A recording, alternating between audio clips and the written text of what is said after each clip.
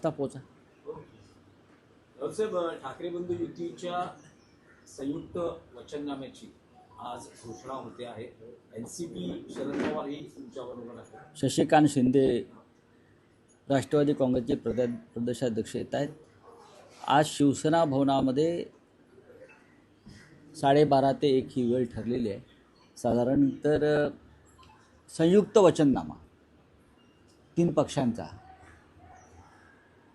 त्याचं प्रकाशन होईल आणि राज ठाकरे प्रदीर्घ काळानंतर शिवसेना भवनात येत आहेत. शशिकांत शिंदे येत आहेत. उद्धवजी आहेतच आणि ते पत्रकारांशी संवाद साधतील अशा प्रकारचं आहे. आणि त्यानंतर आज काल आपण पाहिलं असेल की उद्धवजींनी अनेक शाखांना भेटी दिल्या, सभांबरोबर शाखांना भेटी द्यावं. मग शिवसेना असेल किंवा मनसेच्या शाखा असतील, त्यांना भेटी देऊन कार्यकर्त्यांमध्ये उत्साह निर्माण करावा. शाखा भेटी ही एक छोटी सभाच असते. तर माननीय उद्धवजी आणि राज्य या दोघांनीही हे ठरवलं आहे की जसा वेळ मिळेल सभा आणि दौऱ्यांतून त्यानुसार मुंबईतील शाखांना भेटी द्यायच्या.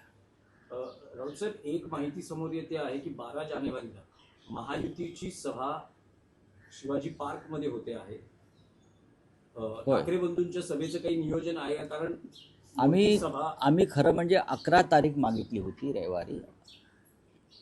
पण जसं बिनविरोधचा घोटाळा आहे,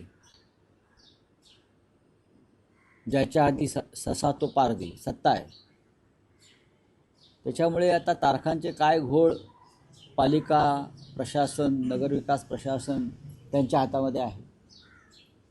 पण आमच्या लोकांनी मग मनसेतर्फे असेल किंवा शिवसेनेतर्फे असतील 11 आणि 12 या दोन्ही दिवशी आम्ही मागणी केलेली आहे शिवतीर्थ. पण आम्हाला खात्री आहे 11 किंवा 12, शक्यतो 12 या दिवशी आम्हाला सभेची परवानगी मिळू शकते. साहेब, जी 12 जानेवारी ही तारीख महायुतीच्या सभेसाठी आणि हे त्यांचे प्रयत्न सुरू आहेत की आमची मुंबईमध्ये शिवतीर्थावर सभा होऊ नये. हा एक रडीचा डाव त्यांचा टाकण्याचा प्रयत्न सुरू आहे. त्यासाठी त्यांनी जी मागणी करतो आपण की आम्हाला हे मैदान मिळावं, त्या तारखांचे सुद्धा घोळ केलेले आहेत. त्यांच्या हातात सरकार आहे ना.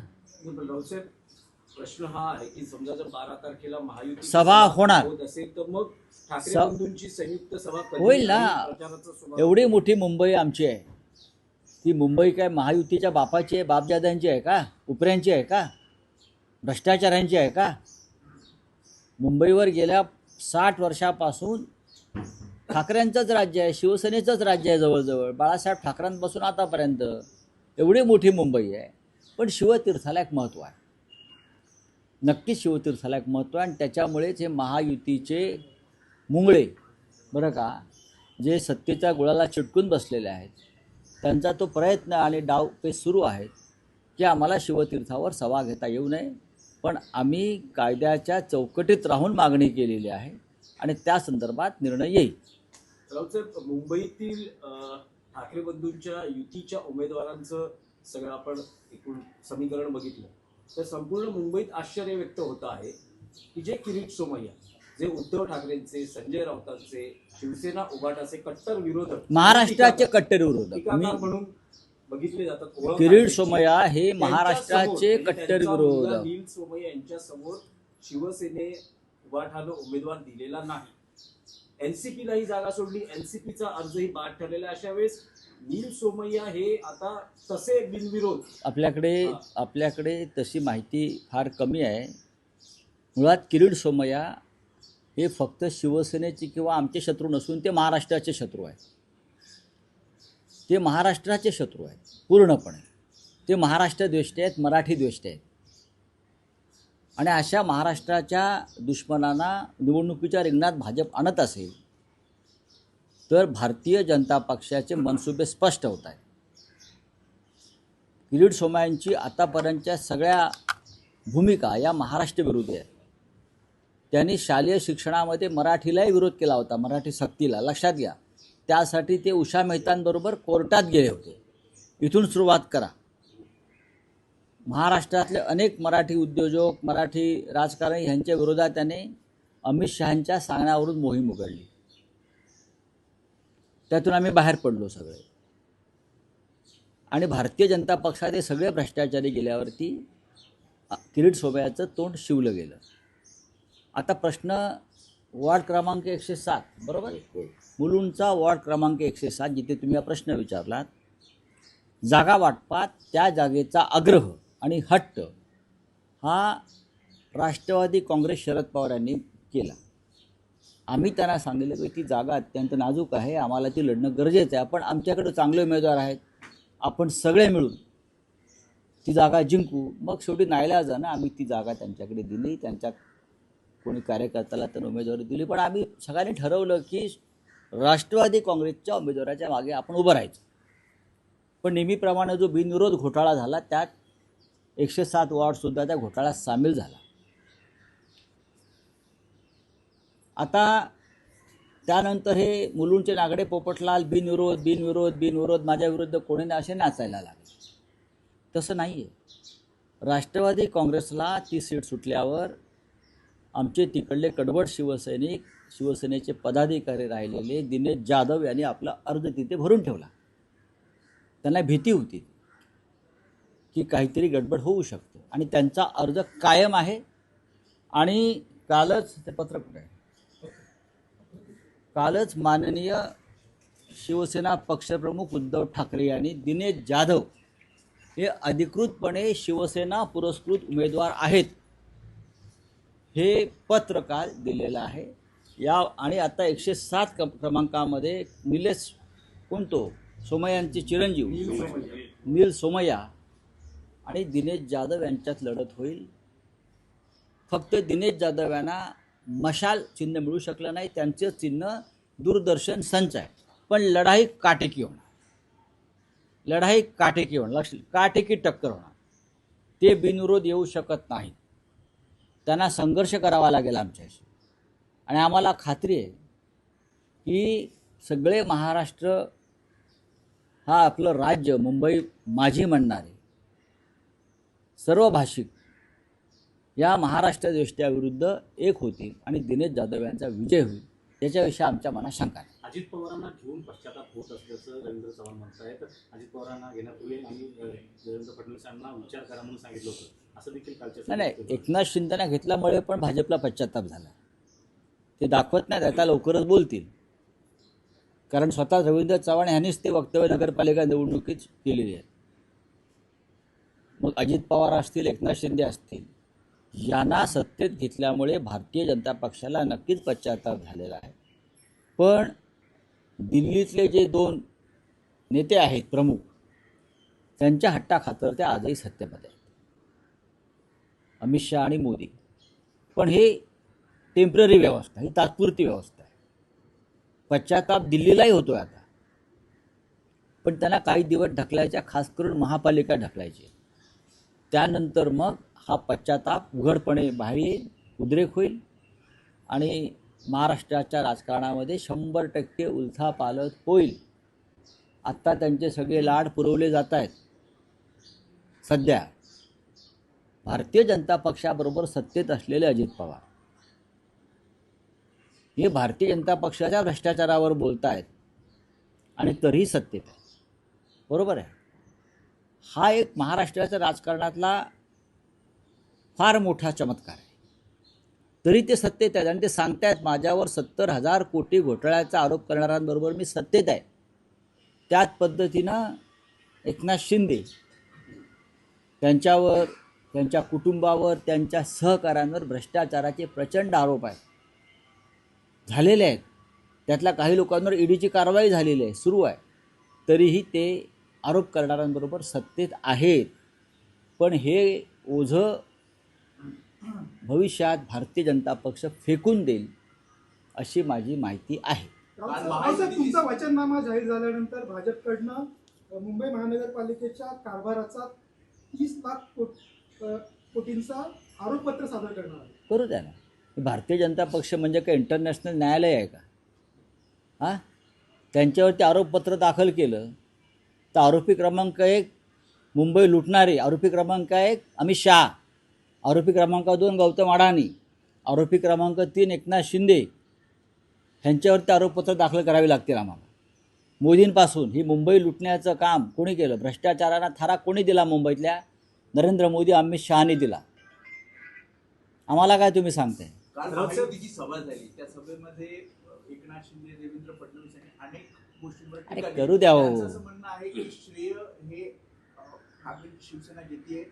एक पालकांची टोळी जी श्रेय घेण्यासाठी कॅम्पेन करत आहे, पर पब्लिक सब जानती है. ते हेही म्हणतात की मराठी महापौर होईल. तुम्ही जे आव्हान दिलं होतं, म्हणतात की हिंदू आणि महायुती आणि नाही नाही, मग मराठी बोला ना थेट. हिंदू कशाला आणताय मध्ये? मग थेट मराठी का बोलत नाही? मराठी बोलताना यांची जीभ का अशी लुळी पडते आहे? आम्ही बोलतोय मराठी महापौर होईल, मग मध्येच हिंदू कशाला आणताय? हां, मराठी बोला ना. ही मुंबई, हा महाराष्ट्र हा मराठी माणसाचा आहे. आणि हिंदुत्व शिकवू नका. शिवाजी महाराज आणि बाळासाहेब ठाकरे हिंदू हृदय सम्राट हे या महाराष्ट्रात जन्माला आले. इथे औरंगजेब जन्माला नाही आला, तो गुजरातमध्ये जन्माला आला. तर आम्हाला फडणवीस वगैरे लोकांनी हिंदुत्व शिकवू नये. आणि त्यांच्याबरोबर कोण ते झंपे उभे असतात, एकनाथ शिंदे वगैरे, बरं का, ते आम्हाला हिंदुत्व शिकवणार? काय संबंध आहे त्यांचा हिंदुत्वाशी? हे बूटचाटे दिल्लीचे सगळे. महापालिका निवडणुकांमध्ये जे 66 उमेदवार बिनविरोध निवडून आलेले आहेत, निवडणूक आयोगानं म्हटलं की अजूनपर्यंत त्यावर निर्णय दिलेला नाही. चौकशी होईल, अहवाल सादर होईल आणि त्यावर नंतर निर्णय घेईल. कायदा सांगतो, नियम सांगतो, अशा प्रकारे बिनविरोध निवडणुका आता होऊ शकत नाहीत. कारण EVM वरती अजून एक बटन असतं, नोटा. ते दाबण्याचा अधिकार प्रत्येक मतदाराला आहे आणि तो एक उमेदवार आहे नोटा म्हणून. तर रिंगणामध्ये आहेत ना लोक. रिंगणामध्ये नोटा नावाचा उमेदवार आहे, जो कायद्यानं त्याला तिथे उमेदवारी मिळालेली आहे. आणि त्या नोटाला बरेच अधिकार आहेत. निवडणूक रद्द सुद्धा होऊ शकते. 21 नुसार अभिव्यक्ती स्वातंत्र्यावरती गदा येते म्हणून सर्वोच्च न्यायालयाने या संदर्भात निर्देश दिले होते. बरोबर आहे ना? तेव्हा हे काय काय सांगतायत? निवडणूक आयोगानं अहवाल कसला मागवला आहे? कसले अहवाल मागवते निवडणूक आयोग? यांना सांगा, हे तुमचे आहेत ना नगरी विकास खात्याचे मंत्री, कायदा शिका. त्यांना सांगा रात्र शाळेत जा किंवा प्रौढ शाळेत जा, पण शाळेत जा. आतापर्यंत तुम्हाला जे काय थोडंफार साक्षरता आहे ती शिवसेनेमुळे आमच्या. तुम्ही शिकलाय. तुम्ही कोण होता?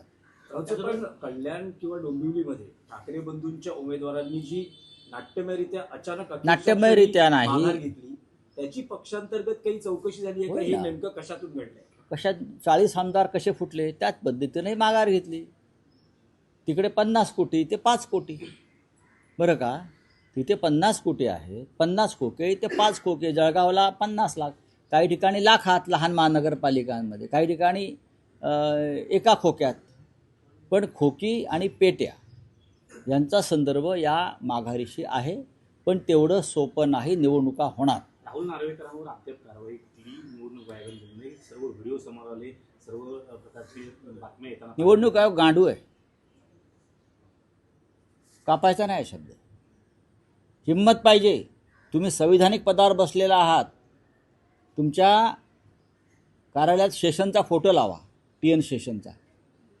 आणि शेषनने ज्या प्रकारे काम केलं निवडणूक आयोग म्हणून त्या पद्धतीनं काम करण्याचा प्रयत्न करा. नाहीतर तुम्हाला लोक गांडू किंवा ताटाखालची मांजरच म्हणणार. जसा गब्बर सिंग म्हणाला होता ना, इज्जत मिट्टी में मिला दी, तसं निवडणूक आयोगानं त्यांची प्रतिष्ठा धुळीस मिळवलेली आहे या महाराष्ट्रात आणि देशामध्ये. काय तुम्ही सांगता आम्हाला? आणि कुठला कायदा? मंत्री भरत गोगावलेचा सुपुत्र अजून फरारी कसा?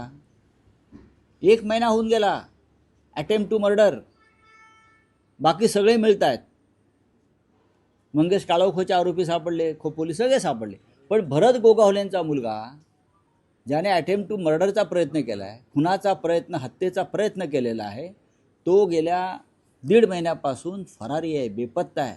आणि महाराष्ट्राच्या पोलिसांना ते सापडत नसतील तर रायगडच्या जिल्हा प्रमुखांना जाब विचारला पाहिजे. राऊत साहेब, पण महाराष्ट्रात एक भयानक घटना अशी घडलेली आहे की बिनविरोध उमेदवारी किंवा बिनविरोध निवडणुका करण्याच्या नादात मनसेच्या एका पदाधिकाऱ्याचा खून सोलापूरला हत्या झाला, झाली. हत्या झाली आहे.